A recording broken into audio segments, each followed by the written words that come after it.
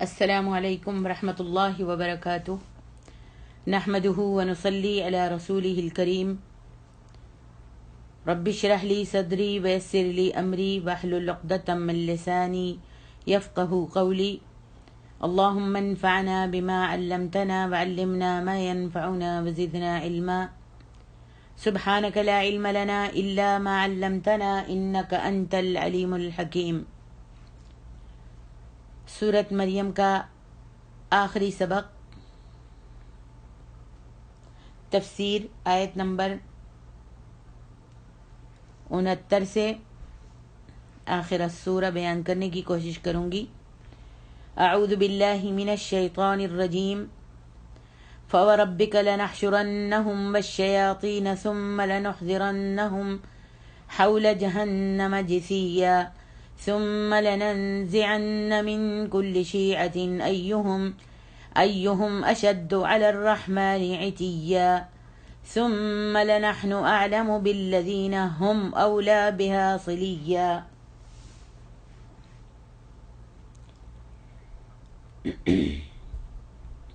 اللہ تعالیٰ فرماتے ہیں ہم انہیں اور ان کے ساتھ شیطانوں کو ضرور جمع کر کے لائیں گے، پھر ان سب کو گھٹنوں کے بل جہنم کے ارد گرد حاضر کر دیں گے، پھر ہر گروہ میں سے ایسے لوگوں کو کھینچ کر نکالیں گے جو اللہ تعالیٰ کے مقابلے پر سخت سرکش بنے ہوئے تھے۔ پھر ہم ان لوگوں کو بھی خوب جانتے ہیں جو جہنم میں پہلے داخل ہونے کے زیادہ مستحق ہیں۔ اوپر منکرین حشر کو عقلی طور پر یوں قائل کیا گیا تھا کہ ان کے انکار سے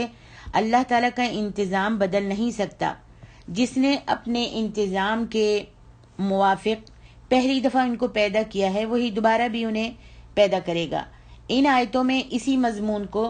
تاکید کے طور پر اپنی ذات پاک کی قسم کھا کر اللہ تعالیٰ نے فرمایا کہ ضرور سزا و جزا کے دن کے لیے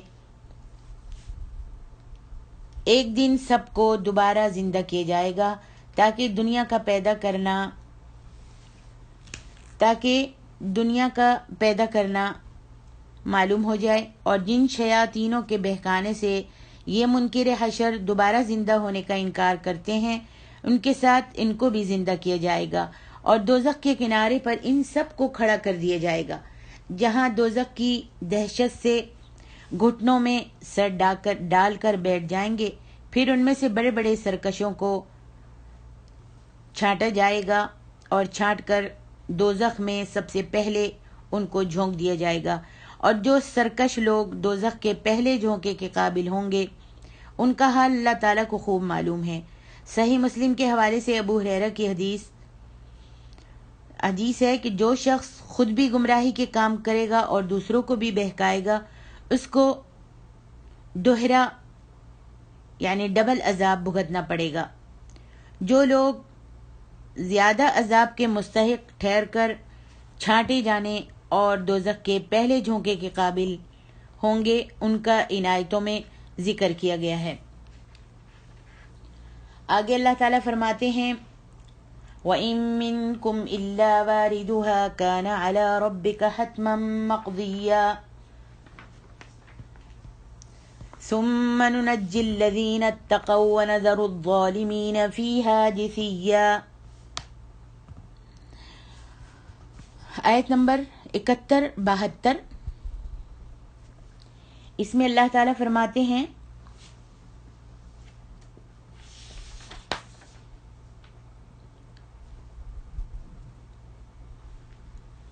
تم میں سے کوئی بھی ایسا نہیں جس کا جہنم پر گزر نہ ہو۔ یہ ایک قطعی طے شدہ اللہ تعالیٰ کی طرف سے طے شدہ بات ہے جسے پورا کرنا اللہ رب العالمین کے ذمے ہے، اور پھر فرماتا ہے پھر ہم پرہیزگاروں کو تو جہنم سے نجات دیں گے مگر ظالموں کو اس میں گھٹنوں کے بل گرے ہوئے چھوڑ دیں گے۔ فرقہ معتزلہ نے اس آیت سے یہ بات نکالی ہے کہ کبیرہ گناہوں کے گناہ گار ہمیشہ دوزخ میں رہیں گے، اس واسطے کہ اللہ تعالیٰ نے اس آیت میں سب آدمیوں کا پل صراط پر سے گزرنے کا ذکر فرما کر فقط متقیوں کی نجات پانے کا ذکر فرمایا ہے، اور کبیرہ گناہ کے گناہگار کو متقی کوئی نہیں کہہ سکتا، اس لیے پل صراط پر سے جب وہ کٹ کٹ کر دوزخ میں گریں گے تو ان کی نجات کا ذکر قرآن شریف میں، قرآن مجید میں نہیں ہے۔ اہل سنت نے اس کا جواب دیا ہے کہ صحیح حدیثوں سے گناہگار کلمہ گو لوگوں کا ملائکہ، انبیاء، صالحین کی شفاعت کے سبب سے دوزخ سے نکل کر جنت میں جانا ثابت ہو چکا ہے۔ صحیح بخاری۔ اس لیے آیت میں لفظ متقی کی تفسیر شرک سے بچنے کی ہے، گناہ کے بچنے کی تفسیر جو فرقہ معتزلہ نے کی ہے وہ صحیح حدیثوں کے مخالف ہے،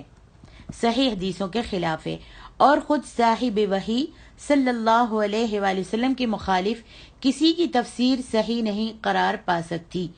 اس لیے فرقہ معتزلہ کی تفسیر غلط ہے، اور صحیح تفسیر وہی ہے جس کا ذکر صحیح حدیثوں میں آیا ہے کہ جس کے دل میں ذرہ برابر بھی ایمان ہوگا وہ ضرور دوزخ سے نکل کر جنت میں جائے گا۔ کبیرہ گناہ کے سبب سے کوئی کلمہ گو ہمیشہ دوزخ میں ہرگز نہیں رہے گا۔ چنانچہ صحیح بخاری و مسلم میں انس بن مالک سے اور صحیح بخاری میں ابو ہریرہ سے جو روایتیں ہیں ان میں صاف ذکر آیا ہے کہ کوئی کلمہ گو ہمیشہ دوزخ میں نہیں رہے گا۔ اگرچہ وَإِن مِّنكُمْ إِلَّا وَارِدُهَا کی تفسیر میں سلف کے کئی اقوال ہیں، لیکن معتبر سند سے ترمذی امام احمد اور مستدرک حاکم میں عبداللہ بن مسعود سے روایت ہے جس میں اللہ کے رسول صلی اللہ علیہ وآلہ وسلم نے واردوہا کی تفسیر پل صراط پر گزرنے کی فرمائی ہے۔ صاحب وحی صلی اللہ علیہ وآلہ وسلم کی اس تفسیر کے بعد سلف کا اختلاف خود بخود دور ہو جاتا ہے۔ اس واسطے حافظ ابو جعفر ابن جریر نے اپنی تفسیر میں اس تفسیر کو معتبر قرار ٹھہرایا ہے۔ حاصل مطلب ان آیتوں کا یہ ہے کہ پل صراط پر سب لوگوں کا گزرنا اللہ تعالیٰ کے انتظام میں قطعی طور پر ٹھہر چکا ہے۔ اب اس میں پرہیزگار لوگ تو صحیح سالم پل صراط سے گزر کر جنت میں چلے جائیں گے اور گناہ گار اوندے منہ دوزخ میں گر جائیں گے۔ اس کے بعد جو روایتیں میں نے بیان کی ہیں ان کے موافق ہر ایک کلمہ پڑھنے والا شخص تو آخرت میں دوزخ سے نکل کر جنت میں جائے گا، اور مشرک لوگ ہمیشہ دوزخ میں رہیں گے، کیونکہ سورۃ النساء میں بھی اللہ تعالیٰ نے فرمایا ہے کہ مشرک کی بخشش نہیں ہوگی۔ صحیح مسلم میں ابو ہریرہ سے روایت ہے جس میں اللہ کے رسول صلی اللہ علیہ وآلہ وسلم نے فرمایا دوزخ میں اگر کوئی پتھر پھینک دیا جائے تو 70 برس میں اس کی تہ تک پہنچے گا۔ اس حدیث سے یہ مطلب اچھی طرح سمجھ میں آ جاتا ہے کہ گہرائی کے سبب سے دوزخ کی شکل تندور کی طرح ہے۔ صحیح بخاری و مسلم میں ابو ہریرہ سے دوسری روایت ہے کہ دوزخ کے منہ پر جو پل ہوگا اسی پر سے گزر کر سب جنت میں جائیں گے۔ سب سے پہلے خاتم الانبیاء صلی اللہ علیہ وآلہ وسلم اور آپ کی امت کو اس پل پر سے گزرنے کا حکم ہوگا۔ اس پل کو پل صراط کہتے ہیں۔ ابو سعید خدری روایت کے طور پر یہ کہا کرتے تھے کہ پل صراط بال سے زیادہ باریک اور تلوار سے زیادہ تیز ہے۔ فتح الباری۔ شاہ صاحب نے اپنے فائدے میں انہی روایتوں کا خلاصہ بیان کیا ہے۔ پل صراط کی تلوار سے تیز ہونے کی روایت طبرانی میں عبداللہ بن مسعود سے بھی ہے اور اس کی سند بھی معتبر ہے۔ اسی مضمون کی ایک روایت سلمان فارسی سے مستدرک حاکم میں بھی ہے جس کی سند معتبر اور اللہ کے رسول صلی اللہ علیہ وآلہ وسلم تک پوری ہے۔ آگے اللہ تعالیٰ ارشاد فرماتے ہیں آیت نمبر 73 اور 74 میں وَإِذَا تُتْلَى عَلَيْهِمْ آيَاتُنَا بَيِّنَاتٍ قَالَ الَّذِينَ كَفَرُوا لِلَّذِينَ آمَنُوا أَيُّ الْفَرِيقَيْنِ خَيْرٌ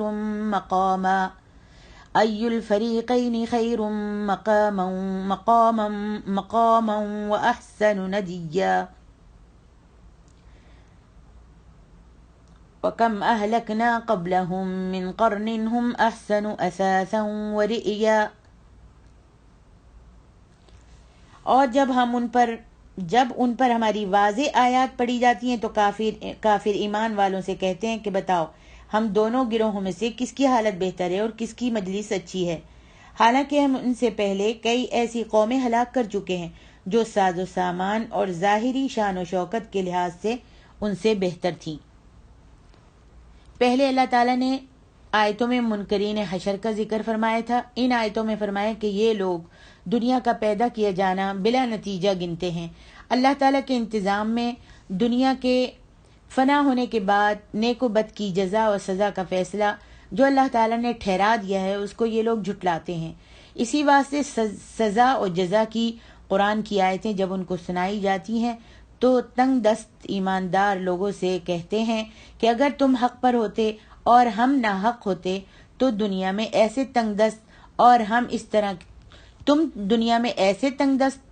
ہوتے اور ہم اس طرح کے خوشحال نہ ہوتے، کیونکہ دنیا کی خوشحالی اللہ تعالیٰ کی مہربانی کی نشانی ہے۔ اللہ نے اس کا جواب یہ دیا کہ ان سے پہلے بڑے بڑے خوشحال منکر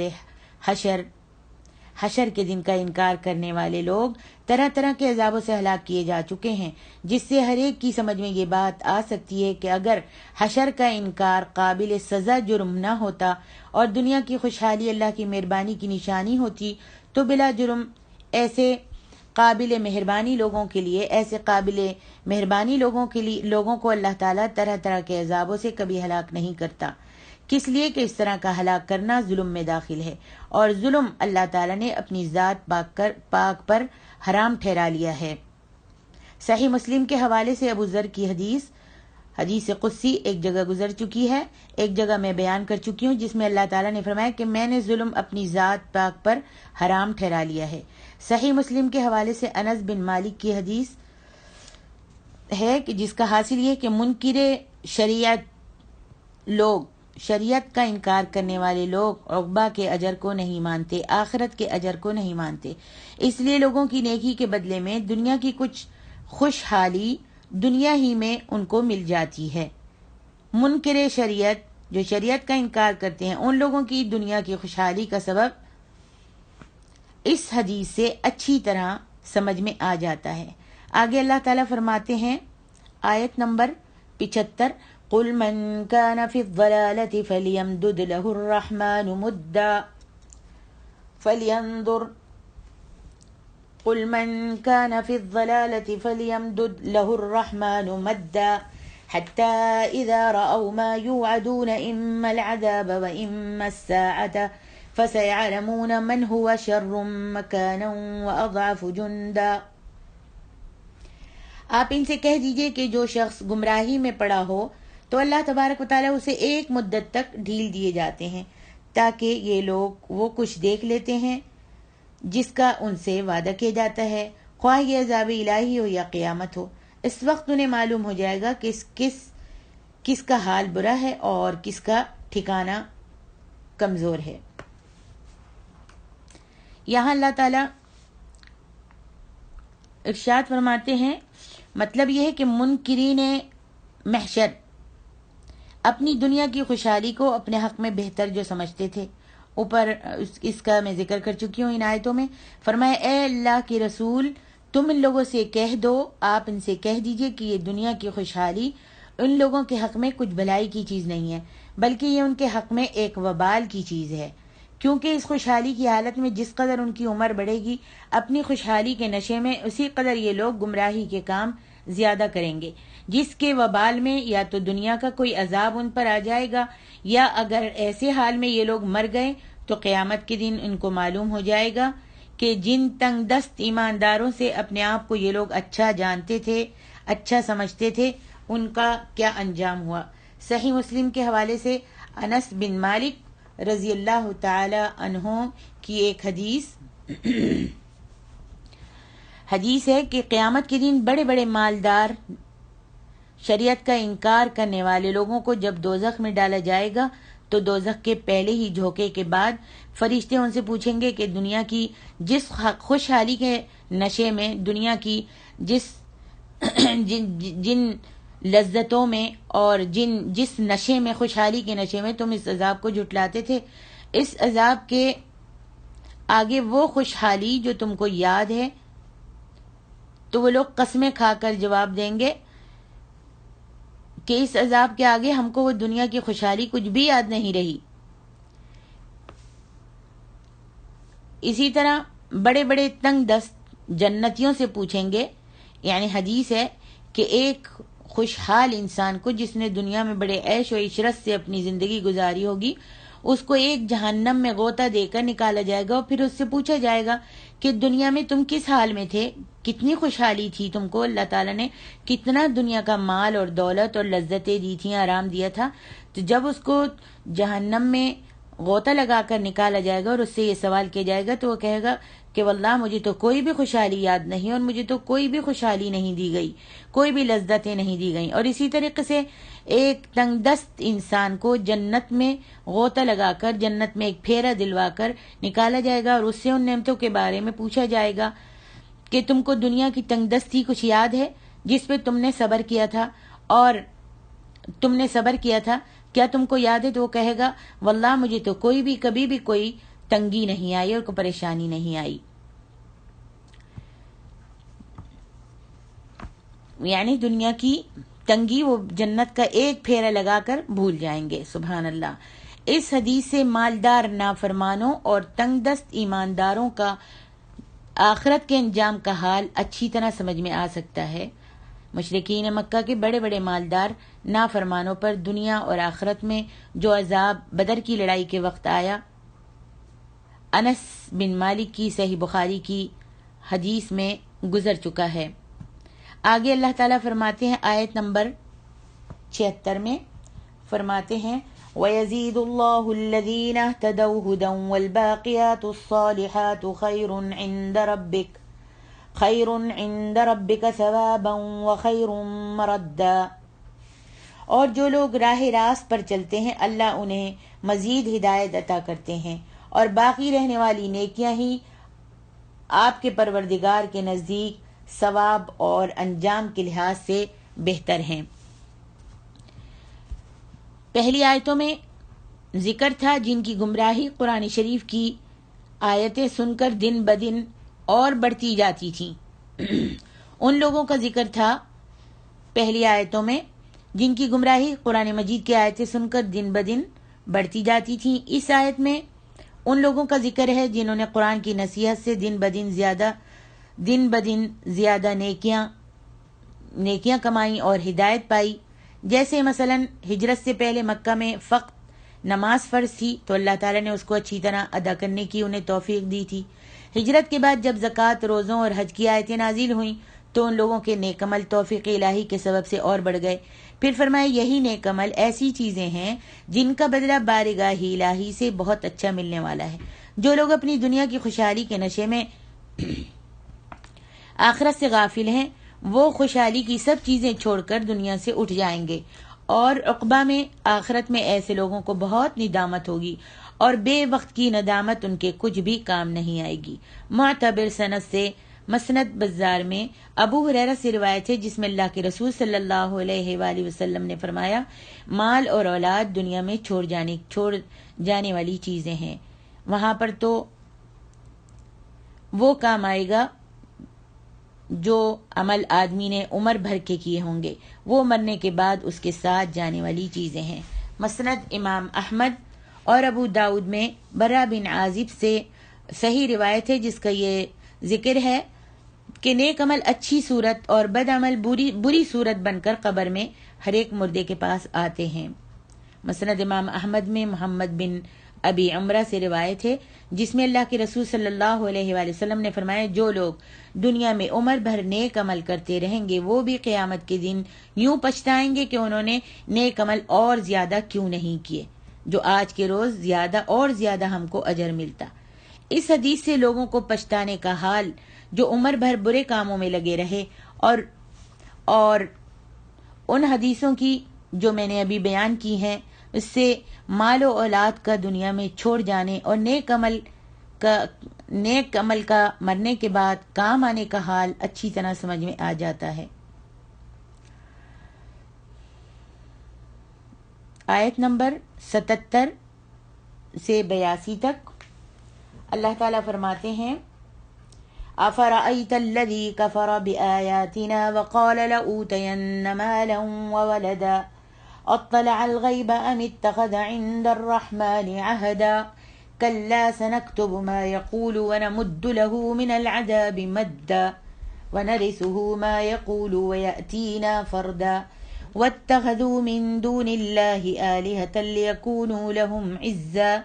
كلا سيكفرون بعبادتهم ويكونون عليهم ضدا۔ ان آیتوں میں اللہ تعالیٰ فرماتے ہیں بھلا آپ نے اس شخص کی حالت پر غور کیا جو ہماری آیات کا انکار کرتا ہے اور کہتا ہے کہ مجھے مال اور دولت، مال اور اولاد ضرور دیا جائے گا۔ کیا اسے غیب کا پتہ چل گیا ہے یا اس نے اللہ تعالیٰ سے کوئی عہد لے رکھا ہے ایسا؟ کیا ہے ایسا؟ ایسا ہرگز نہیں ہوگا۔ جو کچھ یہ کہہ رہا ہے ہم اسے لکھ لیں گے اور اس کے عذاب میں مزید اضافہ کریں گے۔ اور جن باتوں کے متعلق یہ کہہ رہا ہے کہ مال اور اولاد ان کے وارث ہم قیامت والے دن ہوں گے اور یہ اکیلا ہی ہمارے پاس آئے گا۔ اللہ تعالیٰ فرماتے ہیں یہ اکیلا ہی ہمارے پاس آئے گا۔ نیز ان لوگوں نے اللہ کے سوا دوسرے معبود بنا رکھے ہیں۔ وَاتَّخَذُوا مِن دُونِ اللَّهِ آلِهَةً لِيَكُونُوا لَهُمْ عِزًّا، انہوں نے اللہ کے سوا دوسرے معبود بنا رکھے ہیں تاکہ وہ ان کے مددگار بنیں۔ ایسا ہرگز ہرگز نہیں ہوگا۔ كَلَّا سَيَكْفُرُونَ بِعِبَادَتِهِمْ وَيَكُونُونَ عَلَيْهِمْ ضِدًّا، ایسا ہرگز ہرگز نہیں ہوگا۔ وہ معبود تو ان کی عبادت سے ہی انکار کر دیں گے بلکہ قیامت والے دن یہ وہ معبود ان کے مخالف بن جائیں گے۔ مطلب یہ ہے اللہ تبارک و تعالی نے اس آیات میں، ان آیات میں اللہ تعالی نے فرمایا ہے، صحیح بخاری مسلم میں خباب بن ارد کی روایت سے جو شان نزول ان آیتوں کی بیان کی گئی ہے، اس میں خباب کہتے ہیں کہ مشرکین مکہ میں ایک شخص عاص بن وائل پر میرا کچھ قرضہ تھا۔ میں جب اپنا قرضہ مانگنے ان کے پاس گیا تو اس نے کہا تم اسلام سے پھر جاؤ تو میں تمہارا قرضہ ابھی چکا دیتا ہوں۔ میں نے جواب دیا کہ اگر تو مر کر بھی جی اٹھے تو بھی میں اسلام سے نہیں پھروں گا۔ عاص بن وائل نے یہ سن کر کہا کہ اگر مر کر پھر جینا سچ ہے اور تمہارا اس پر ایمان ہے، اس کا تو ایمان نہیں تھا، کافر تھا، اگر مر کر پھر جینا سچ ہے تو تم مسلمانوں کے عقیدے کے مطابق وہاں جنت میں میرے پاس مال و دولت سب کچھ ہوگا، پھر وہیں میں تمہارا قرضہ بھی ادا کر دوں گا۔ اس پر اللہ تعالیٰ نے یہ آیتیں نازل فرمائیں اور فرمایا کہ اے اللہ کے رسول، تم نے ان منکرین قرآن کا حال دیکھا، جو قرآن کے منکر ہیں، قرآن پر ایمان نہیں لاتے، ان کا حال دیکھا اور ان کی باتیں سنی ہیں کہ یہ لوگ اللہ کے ساتھ دوسروں کو شریک ٹھہراتے ہیں اور پھر اس امید میں ہیں کہ آخرت میں ان کو مال و اولاد سب کچھ مل جائے گا۔ ایسی باتیں مسخرہ پن کے طور پر یہ لوگ اسی واسطے کرتے ہیں کہ آخرت کی باتیں ان کی آنکھوں کے سامنے نہیں آئیں۔ جب مرنے کے ساتھ ہی دوزخ میں ان کا اپنا ٹھکانہ دیکھ لیں گے تو انہیں ان باتوں کی قدر آ جائے گی اور آنکھیں کھل جائیں گی۔ پھر فرمایا آخرت کی باتیں تو انسان کی نگاہ سے غائب ہیں۔ اور پھر کیا عاص بن وائل غیب کا حال جانتا ہے؟ اطلع الغیب ام اتخذ عند الرحمن عہدا، عاص بن وائل جو ہے کیا وہ غیب کی بات جانتا ہے؟ کیا وہ غیب کا حال دیکھ کر آیا ہے یا اللہ تعالیٰ نے اس سے کوئی وعدہ کر لیا ہے؟ جو یہ عقبہ میں آخرت میں مال و اولاد سب کچھ مل جانے کی امید رکھ رہا ہے، پھر اللہ تعالیٰ نے فرمایا نہ یہ غیب کی باتیں دیکھ کر آیا ہے، نہ اللہ تعالیٰ کے وعدے کی اس کے پاس کوئی سند ہے، یہ تو بس ٹھٹا پن کر رہا ہے، مسخرہ پن کے طور پر یہ جھوٹی باتیں کر رہا ہے، جس سے اس کو کفر کے علاوہ اس جھوٹ کی سزا اس نے اپنے ذمے اور بڑھا لی ہے۔ ایک تو اس کا کفر ہے جو وہ انکار کرتا ہے، اللہ کے کلام کا، قرآن کا انکار کرتا ہے، اور دوسرا جھوٹ باندھ رہا ہے، تو اس کے ذمے اس نے ان دونوں گناہوں کی وجہ سے سزا کو اور بڑھا لیا، کیونکہ اس کی یہ سب جھوٹی باتیں اللہ کے حکم سے فرشتے لکھ رہے ہیں۔ پھر فرمایا مرنے کے بعد یہ ہمارے پاس اکیلا آئے گا، جو کچھ اس کے پاس ہے، جتنا مال ہے، وہ یہیں وہ دنیا میں چھوڑ جائے گا، اور پھر دنیا کے فنا ہو جانے کے بعد تمام دنیا کا مال اللہ تعالیٰ کے قبضے میں آ جائے گا، اس کے پاس وہاں عقبہ میں آخرت میں کچھ بھی نہیں ہوگا، تو یہ قرض کیسے ادا کرے گا؟ پھر فرمایا ان لوگوں نے بتوں کو اپنا سفارشی جو ٹھہرایا ہے، یہ بھی ان لوگوں کا ایک جھوٹا خیال ہے۔ واتخذوا من دون اللہ آلہۃ لیکونوا لہم عزا، جو انہوں نے بتوں کو اپنا سفارشی ٹھہرایا ہے، یہ بھی ان کا ایک جھوٹا خیال ہے، کیونکہ جن نیک لوگوں کی مورتوں کو یہ مشرک پوجتے ہیں، قیامت کے دن وہ نیک لوگ اپنے پوجا کرنے والوں کے دشمن بن جائیں گے۔ کلا سیکفرون بعبادتہم، اور اس پوجا کا انکار کر دیں گے۔ اس دشمنی کا ذکر سورۃ یونس میں بھی آپ تفسیر پڑھ چکی ہیں اور ذکر پڑھ چکی ہیں۔ ترمذی اور ابن ماجہ کے حوالے سے شداد بن اوس کی معتبر روایت کئی جگہ بیان ہو چکی ہے، جس میں اللہ کے رسول صلی اللہ علیہ وآلہ وسلم نے فرمایا، عقل مند شخص وہ ہے جو مرنے سے پہلے مرنے کے بعد کا کچھ سامان تیار کرتا ہے، اور عقل سے بے بہرا، عقل سے پھرا ہوا وہ شخص ہے جو عمر بھر برے کاموں میں لگا رہے اور مرنے کے بعد زندہ ہونے کی، مرنے کے بعد فلاح پانے کی امید رکھے۔ اس حدیث کو آیتوں کے ساتھ ملانے سے یہ مطلب ہوا کہ عاص بن وائل کی طرح جو شخص برے کاموں میں لگا رہے گا اور عقبہ کی فلاح کی امید رکھے گا، وہ عقل سے بالکل بے بہرا ہے، اس کے پاس عقل بالکل نہیں ہے۔ آگے اللہ تعالیٰ ارشاد فرماتے ہیں آیت 82 سے 86 تک،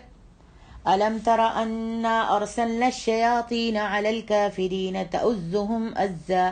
فَلَا تَعْجَلْ عَلَيْهِمْ إِنَّمَا نَعُدُّ لَهُمْ عَدًّا يَوْمَ نَحْشُرُ الْمُتَّقِينَ إِلَى الرَّحْمَنِ وَفْدًا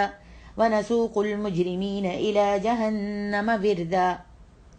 آپ دیکھتے نہیں کہ ہم نے کافروں پر شیطان چھوڑ رکھے ہیں جو انہیں ہر وقت مخالفت حق پر اکساتے رہتے ہیں، سو آپ ان پر نزول عذاب کے لیے جلدی مت کیجیے، ہم ان کی گنتی کے دن شمار کر رہے ہیں، جس دن ہم پرہیزگاروں کو اکٹھا کریں گے کہ وہ اپنے رحمان کے مہمان بنیں گے، اور مجرموں کو پیاسے جانوروں کی طرح جہنم کی طرف ہم ہانک کر لے جائیں گے۔ پہلی آیتوں میں اللہ تعالیٰ نے منکرین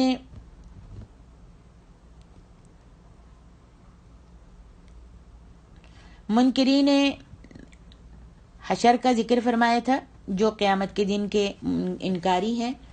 جو ایمان نہیں لاتے۔ اس آیت میں ان کے انکار کا سبب بیان فرمایا ہے کہ ان کے کفر کے سبب سے شیطان ان پر ایسا مسلط ہو گیا ہے کہ ان کی عقل بالکل جاتی رہی ہے، کیسی ہی موٹی اور ظاہر بات کیوں نہ ہو، شیطان ان کو کسی بات کے سمجھنے کا موقع ہی نہیں دیتا۔ دنیا میں چھوٹی سے چھوٹی عقل کا آدمی کوئی چھوٹے سے چھوٹا کام کرتا ہے تو کوئی فائدہ اس کام کا ضرور سوچ لیتا ہے۔ اگر کوئی مکان بناتا ہے تو رہنے کے خیال سے، کنواں کوئی کھدواتا ہے تو پانی پینے کے خیال سے کھدواتا ہے۔ اتنا بڑا جہان اللہ تعالیٰ جیسے صاحب حکمت نے بنایا ہے تو کیا بے فائدہ بنایا ہے کہ عمر بھر جو اللہ کی فرمانبرداری کرے اور دنیا بھی اس کی کچھ خوشحالی سے نہ گزرتی ہو، اس کی مٹی بھی یوں ہی اکارت جائے، نہ حشر ہو، نہ قیامت ہو، نہ کبھی اس کی نیکی کی جزا کا موقع اس کو ملے۔ اور جس شخص نے عمر بھر اللہ تعالیٰ کی نافرمانی کی ہو اور دنیا میں بھی مال سے، اولاد سے وہ خوش رہا ہو، اس کی مٹی بھی یوں ہی اکارت چلی جائے گی، کبھی بھی کوئی اس کو پوچھے گا نہیں۔ خدا کی خدائی تو دنیا کے شروع سے اب تک قائم ہے۔ دنیا کی 4 دن کی سلطنت میں بھی کوئی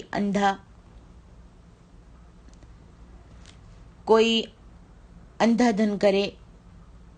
کہ نیک و بد کو ایک ہی لکڑی سے ہانکے تو 4 دن بھی سلطنت نہیں چل سکتی۔ غرض ایسی موٹی باتیں شیطان ان منکرین حشر کو سمجھنے نہیں دیتا۔ اللہ تعالیٰ نے اتنا زمین آسمان اور اس پورے جہان کو بنایا ہے، اگر انسان، میں کہتی ہوں، صرف اپنے نفس پر سوچے، اپنی جان پر سوچے، تو انسان کو اللہ کی معرفت آ جائے، اور پھر یہ رات دن کا آنا، چاند سورج کا نکلنا، سمندروں میں موجوں کا آنا، سبحان اللہ، یہ اونچے اونچے پہاڑ، یہ پھیلی ہوئی زمین، ان چیزوں پر غور کرے تو اللہ کی معرفت کو پہچان جائے، اور اللہ تبارک و تعالیٰ کے پیدا کرنے کے بعد دوبارہ جی اٹھنا، دوبارہ پیدا کر دینا اللہ کے لیے کیا مشکل ہے۔ جس نے اتنی بڑی کائنات بنائی، کیا وہ انسان کو پیدا کر سکتا ہے اور پیدا کرنے کے بعد اس کو مردہ کر کے پھر دوبارہ زندہ نہیں کر سکتا؟ بالکل کر سکتا ہے، لیکن کیا ہے، شیطان ان کو سمجھنے ہی نہیں دیتا اس چیز کو، اور اس طرف آنے ہی نہیں دیتا، نہ ہی ان کو اللہ کی معرفت ہے اور نہ وہ اس طرف آتے ہیں، اس لیے کہ وہ دنیا کی لذتوں میں، دنیا کی چاہتوں میں، دنیا کے عیش و آرام میں ایسے مست ہیں کہ اس طرف ان کا دھیان ہی نہیں جاتا، کہ شیطان ان منکرین حشر کو سمجھنے ہی نہیں دیتا۔ لیکن اے اللہ کے رسول، ایسے لوگوں پر عذاب کی آپ جلدی مت کیجیے۔ اللہ تعالیٰ فرماتا ہے اے اللہ کے رسول، آپ ایسے لوگوں پر عذاب کی جلدی مت کیجیے۔ اللہ تعالیٰ ایسے لوگوں کے حال سے غافل نہیں ہے۔ دن بدن، گھڑی بگھڑی ان کی عمر اس کے سامنے ہے، ان کا ایک ایک دن، ان کا ایک ایک لمحہ، ایک ایک وقت،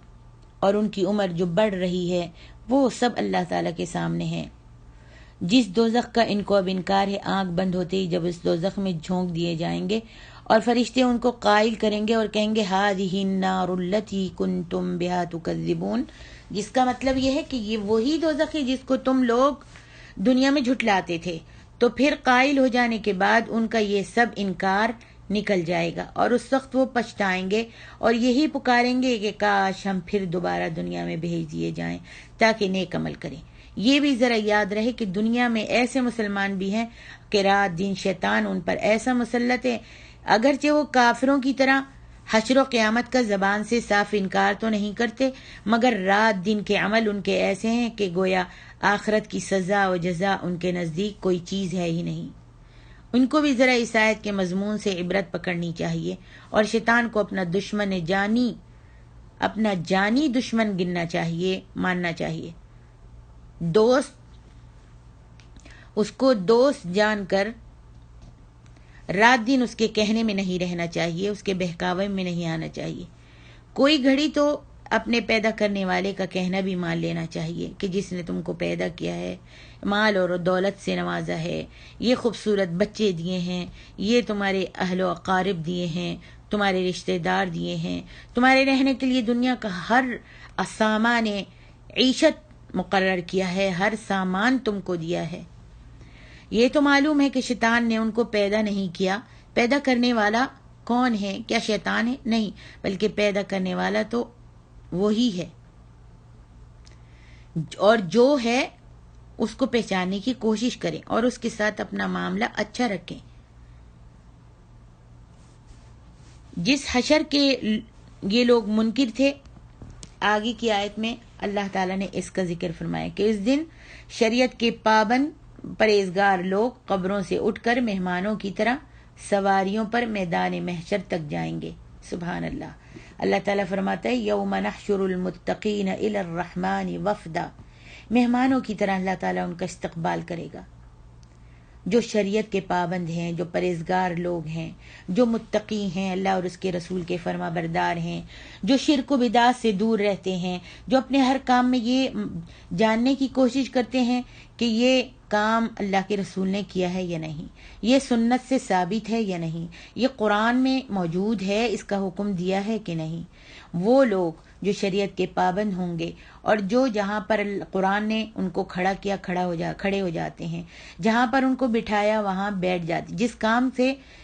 کام سے روکا اس پر رک جاتے ہیں، جس کام کے کرنے کا حکم دیا اس کو کرتے ہیں، تو ان کو تو اللہ تبارک و تعالی مہمانوں کی طرح سے سواریوں پر بٹھا کر میدان محشر تک پہنچائے گا۔ اور جو شریعت کے انکاری ہیں، جن کا قرآن پر ایمان نہیں، جن کا قیامت کے دن پر بھی ایمان نہیں، اور جو قیامت کے دن پر ایمان بھی رکھتے ہیں لیکن اللہ اور اس کے رسول کی اطاعت نہیں کرتے، دنیا میں بس مگن ہیں، ان کو قیدیوں کی طرح دوزخ کی آگ گھیر کر میدان محشر تک لے جائے گی۔ صحیح بخاری و مسلم میں ابو ہریرہ سے روایت ہے،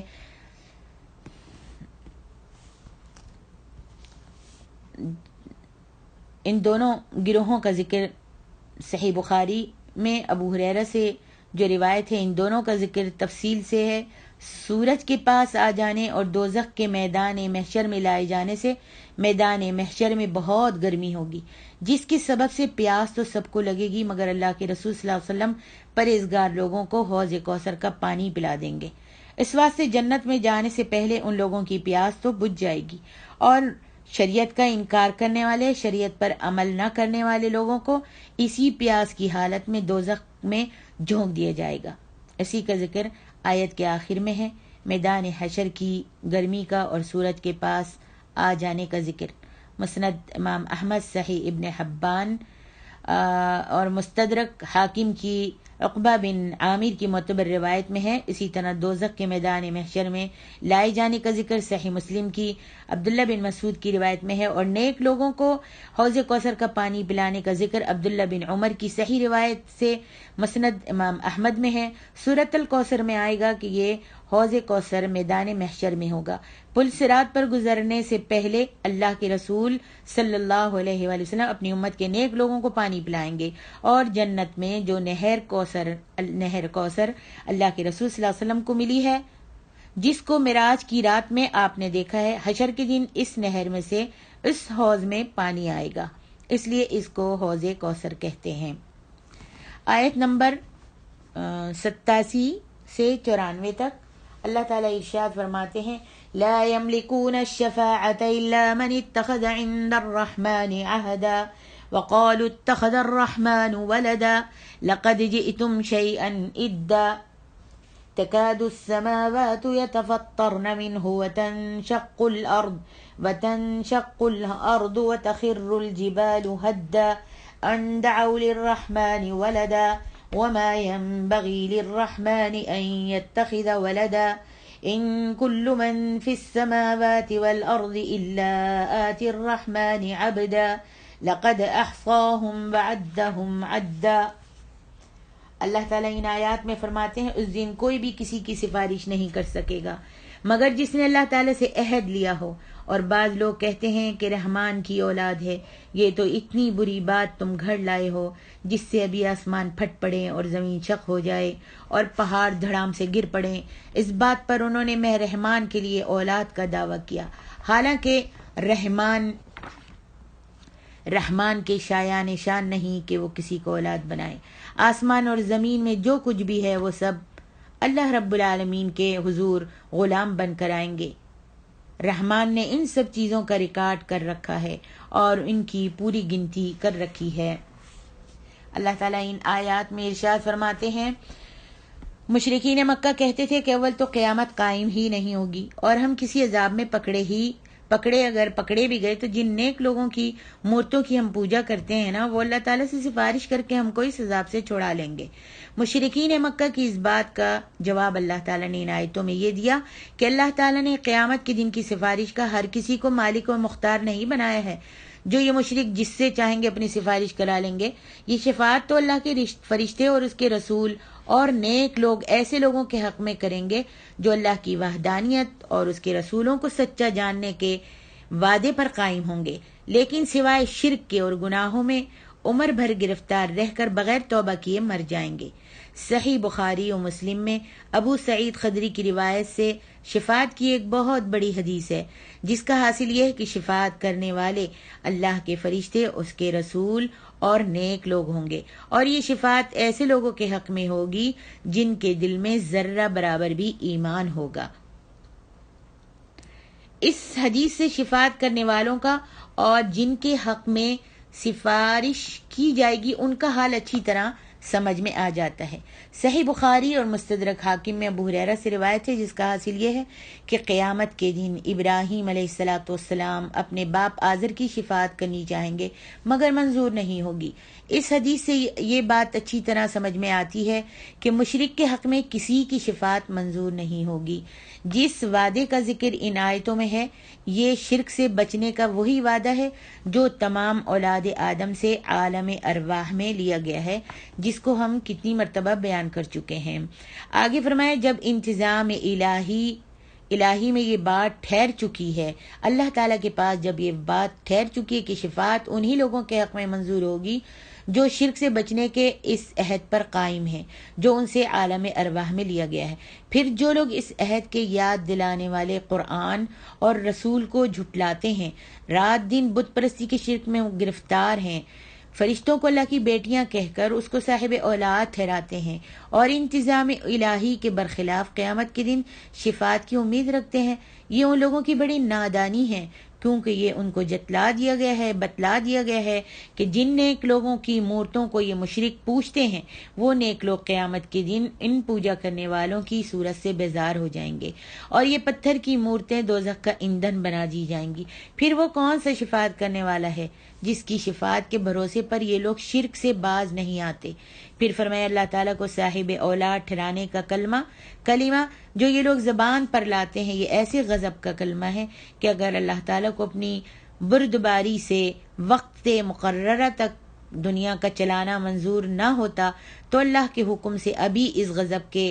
کلمے کے وبال میں ان لوگوں پر آسمان پھٹ پڑتا یا زمین پاش پاش ہو جاتی یا پہاڑ گر پڑتے۔ پھر فرمایا اللہ تعالیٰ کی بڑائی اور عظمت کے آگے سب اس کے حقیر بندے ہیں، یہ لوگ اپنے غلاموں سے تو رشتہ ناتا جوڑنا نہیں چاہتے، پھر اللہ کی شان میں ایسا گستاخی کا کلمہ کیوں زبان سے نکالتے ہیں کہ اس کے حقیر بندوں کے ساتھ اس کا رشتہ ناتا ہے۔ پھر فرمایا اچھے برے سب کی گنتی اللہ تعالیٰ کو معلوم اور لوح محفوظ میں لکھی ہوئی ہے۔ اس گنتی کے مطابق جب ہر ایک شخص قیامت کے دن بے یار و مددگار اپنے عملوں کی جواب دہی کے لیے اللہ تعالیٰ کے روبرو اکیلا کھڑا ہوگا تو اس وقت اس غضب کے کلمے کی، اس جھوٹی بات کی سزا ان لوگوں کو سنا دی جائے گی۔ صحیح بخاری و مسلم میں ابو ہریرہ سے روایت ہے جس میں اللہ کے رسول صلی اللہ علیہ وآلہ وسلم نے فرمایا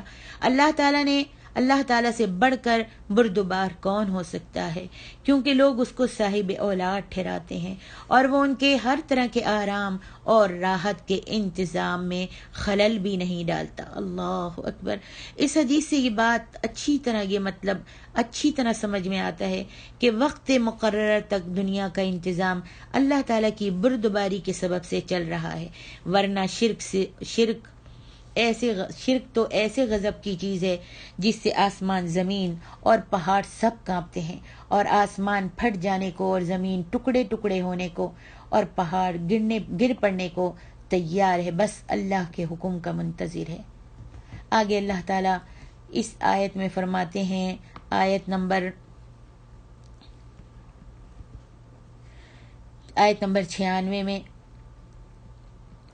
96 میں فرماتے ہیں، ان الذین آمنوا وعملوا الصالحات سيجعل لهم الرحمن ودا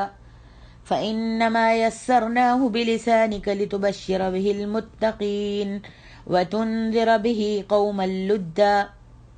آیت نمبر 96 میں اللہ تعالیٰ ارشاد فرماتے ہیں، پہلی آیت میں، اوپر کی آیت میں جو پہلے بیان کی ہے، اس آیت میں متقی لوگوں کے ساتھ قیامت کے دن اللہ تعالیٰ جو محبت کرے گا اس کا ذکر گزر چکا ہے کہ قبروں سے ان کو اللہ تعالیٰ مہمانوں کسی خاطرداری سے اٹھائے گا۔ اس کے علاوہ نیک لوگوں سے جب اللہ محبت کرنے لگتا ہے نا تو ایسے نیک لوگوں کی طرف تمام مخلوق الہی کے دل مائل ہو جاتے ہیں اور دنیا بھر ایسے لوگوں کو عزیز رکھنے لگتی ہے، ساری دنیا ایسے لوگوں کو عزیز رکھنے لگتی ہے، جیسا کہ صحیحین میں حضرت ابو ہریرہ سے روایت ہے جس میں حضرت صلی اللہ علیہ وآلہ وسلم نے فرمایا، اللہ تعالیٰ جس شخص سے محبت کرتا ہے تو پھر اللہ آواز دیتا ہے جبریل کو اور جبریل کو بتاتا ہے کہ میں اس دنیا میں فلاں شخص سے محبت کرتا ہوں، تم بھی محبت کرو۔ جبریل بھی اس سے محبت کرنے لگتا ہے، پھر جبریل آسمانوں میں آتا ہے اور تمام فرشتوں میں اعلان کرتا ہے کہ اللہ تعالیٰ فلاں شخص سے محبت کرتا ہے اور میں بھی اس سے محبت کرتا ہوں، تم بھی اس سے محبت رکھو۔ تو جتنے بھی آسمانوں میں فرشتے ہیں وہ سب اس سے محبت کرنے لگتے ہیں۔ اس کے بعد یہ محبت جو ہے آسمان سے دنیا میں لوگوں کے دلوں میں اتار دی جاتی ہے، جس کے دل میں اللہ تعالیٰ چاہتا ہے ان کے دلوں میں محبت اتار دی جاتی ہے، اور دنیا کے وہ لوگ جو ہیں، جو نیک لوگ ہیں اور جو اچھے لوگ ہیں، وہ اس شخص سے محبت کرنے لگتے ہیں۔ سبحان اللہ۔ اس محبت کو، اس کی توقیر کو اور محبت کو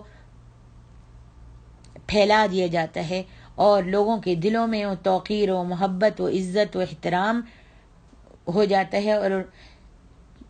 اور وہ اسے محبت کرنے لگتے ہیں. سبحان اللہ. یہ تو ایماندار نیک عمل لوگوں کی دنیا کی عزت اور قبروں سے اٹھنے کے وقت کی عزت کا حال ہے. اس کے بعد قیامت کے دن ان کی یہ عزت ہوگی کہ اللہ کے فرشتوں اور رسولوں کی طرح یہ متقی لوگ بھی گناہ گار کلمہ گو لوگوں کی شفاعت کریں گے اور ان کی شفاعت منظور ہو کر بہت سے کلمہ گو گناہ گار جنت میں داخل ہوں گے. صحیح بخاری و مسلم کے حوالے سے ابو سعید خدری کی جس شفاعت کی حدیث کا ذکر بیان ہوا اس میں نیک لوگوں کی شفاعت کا بھی ذکر ہے. آگے اللہ تعالیٰ ارشاد فرماتے ہیں آیت نمبر 97-98 فَإِنَّمَا يَسَّرْنَاهُ بِلِسَانِكَ لِتُبَشِّرَ بِهِ الْمُتَّقِينَ وَتُنذِرَ بِهِ قَوْمًا لُدًّا وَكَمْ أَهْلَكْنَا قَبْلَهُمْ مِنْ قَرْنٍ هَلْ تُحِسُّ مِنْهُمْ مِنْ أَحَدٍ او تسمع لهم رکزا. اللہ تعالیٰ فرماتے ہیں یہ سب قیامت کے دن اس کے حضور تنہا اکیلے حاضر ہوں گے. یقیناً جو لوگ ایمان لائے ہیں اور اچھے کام کر رہے ہیں ان قریب اللہ تعالیٰ ان کے لیے لوگوں کے دلوں میں محبت پیدا کر دیں گے. پس اے نبی صلی اللہ علیہ وسلم ہم نے اس قرآن کو آپ کی زبان میں آسان بنایا ہے تاکہ آپ اس سے پرہیزگاروں کو بشارت دیں اور بحث کرنے والوں کو ٹیڑے چلنے والوں کو ڈرائیں. ہم ان سے پہلے کئی قومیں ہلاک کر چکے ہیں. کیا آپ ان میں سے کسی کا نشان پاتے ہیں؟ کیا کسی کا وجود پاتے ہیں یا ان میں سے کسی کی بھنک بھی آپ کو سنائی دیتی ہے؟ پہلی آیتوں میں ذکر تھا کہ قریش کے بعضی لوگ قرآن کی آیتیں سن کر طرح طرح کے جھگڑے نکالتے تھے اور بعضوں کی ہدایت قرآن کی نئی نئی آیتوں سے دن بدن بڑھتی جاتی تھی. ان آیتوں میں فرمائے اے اللہ کے رسول یہ قرآن عربی زبان میں اس آسانی کے ساتھ نازل کیا گیا ہے کہ تم آخرت کی خرابی سے ڈرا کر نیک کام کرنے والوں کو عذاب آخرت سے نجات اور جنت میں داخل ہونے کی خوشی اور جھگڑالو لوگوں کو جھگڑنے والے لوگوں کو عذاب آخرت کا ڈر سناؤ. اس پر بھی ان میں سے جو لوگ سرکشی اور بے جا جھگڑوں سے باز نہ آئیں تو ان کو یہ جتا دیا جائے کہ ان سے پہلے بہت سے جھگڑالو لوگ طرح طرح کے عذابوں سے اس طرح دنیا میں ہلاک ہو کر آخرت کے عذاب میں گرفتار ہو چکے ہیں کہ دنیا میں کہیں بھی ان کا نام و نشان تک باقی نہیں رہا. اگر یہ لوگ بھی ان پچھلی قوموں کے قدم بقدم چلیں گے تو یہی انجام ان کا بھی ہوگا. اللہ تعالیٰ سچا ہے اور اللہ کا وعدہ سچا ہے. قریش کے بڑے بڑے سرکش جھگڑالو لوگوں کا جو انجام بدر کی لڑائی کے وقت ہوا وہ آپ صحیح بخاری و مسلم کی حدیث سے اور ویسے بھی کئی مرتبہ سن چکی ہیں. اللہ تبارک و تعالی ہم سب کو عقل سلیم عطا فرمائے اور ہم سب کو عمل کی توفیق بخشے اور پروردگار عالم ہم سب مسلمانوں کو نبی اور علیہ الصلوۃ والسلام کی سنت پر عمل کرنے کی توفیق عطا فرمائے. یہ تھا آخری سبق سورۃ مریم کا. اللہ تعالیٰ سے دعا کرتی ہوں کہ اللہ رب العالمین اگر کوئی الفاظ انجانے میں یا جان بوجھ کر غلط نکل گئے ہیں تو اپنی رحمت سے اس کو معاف فرما دے اور اپنی جناب میں ہماری یہ چھوٹی سی کوشش قبول فرما لے. السلام علیکم ورحمۃ اللہ وبرکاتہ.